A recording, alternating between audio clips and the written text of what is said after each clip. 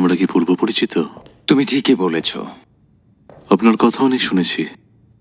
বেশিরভাগই বানানো কথা। আমার বাড়িতে কি করছো? এখানে আপনি এই বাড়ির সব জিনিসপত্র ভাড়ার জন্য, আর আপনি তো এটা ভাড়া নিয়েছেন।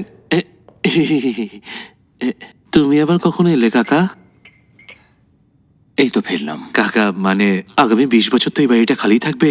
তাই ভাবছিলাম এটা ভাড়া দিয়ে দিই। মানে এই বাড়ি ভাড়া কত হতে পারে একটু বলবে প্লিজ? কিছু মনে করো না। ওর কাজকর্ম সম্পর্কে কিছু জানো? ও কিন্তু ভাড়াটার সামনে এমন করে বলতে নেই।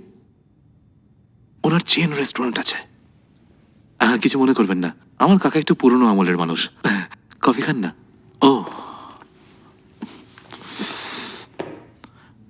আমি কোনো টাকা নিইনি। নিচে একটা নতুন গাড়ি আছে। ওটা ভাড়াটিয়ার গাড়ি, ওটা আমার নয়।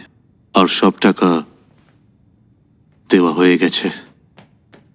আচ্ছা ঠিক আছে, আমি টাকা ফেরত দিয়ে দেব, তুমি আসো। চুক্তিপত্র মশাই করা হয়ে গেছে। এই যে, এখন আর বাতিল করা যাবে না।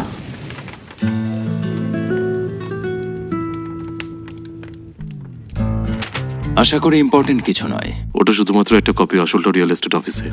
কাল আমার মালপত্র আসবে, 3টা গৃহপ্রবেশের জন্য শুভ। এবার তাহলে আসো। কফি ছাড়া আর কিছু অফার করতে পারবো না। আপনি বরং ব্যাগপত্র গুছিয়ে নিন। 20 বছরের জন্য প্যাকিং করতে অনেকটা সময় তুমি লাগবে। কি তাহলে গবলিনের সাথে লড়াই করতে চাও?